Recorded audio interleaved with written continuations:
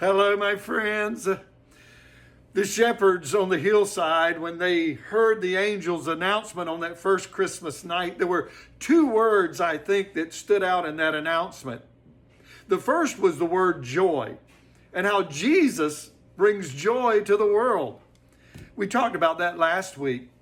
The second is the word peace.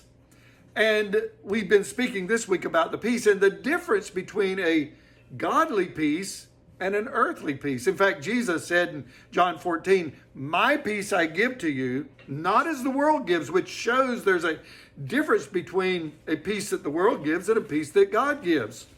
But how do we get that godly peace? Well, there's some scriptures that I think that really help us in this area.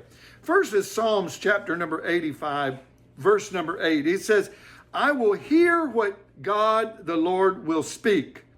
For he will speak peace to his people and to his saints." So we say and hear and see that when we hear the voice of the Lord, his voice brings us peace. I think it's important that we recognize that our senses, both hearing, seeing, touching, that they should be used for God and staying connected with God. In that way we can have peace. Another scripture I think is very important in Isaiah chapter 26, verse number 3. "You will keep him in perfect peace, whose mind is stayed on you because he trusts in you."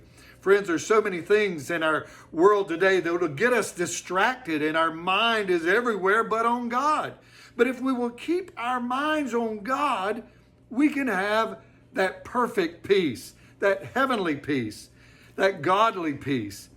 One more scripture in Philippians chapter 4, verse number 8. Paul tells the Philippians, "Finally, brethren, whatever things are true, whatever things are noble, whatever things are just, whatever things are pure, whatever things are lovely, whatever things are of good report, if there's any virtue, if there's anything praiseworthy, meditate," and some versions say think, "on these things." So it's important that we captivate our mind and we think about the good things of God. We think about, in fact, this time of the year, at Christmas, we need to be thinking more about the Christ child than the food and the gifts and the fellowship. Those are good. But think on the spiritual things of the real meaning of Christmas. And then that peace of God, which the scripture said passes all understanding, will rest in our life. Well, God bless you. I hope you have a wonderful weekend. We'll see you back on Monday. Bye-bye.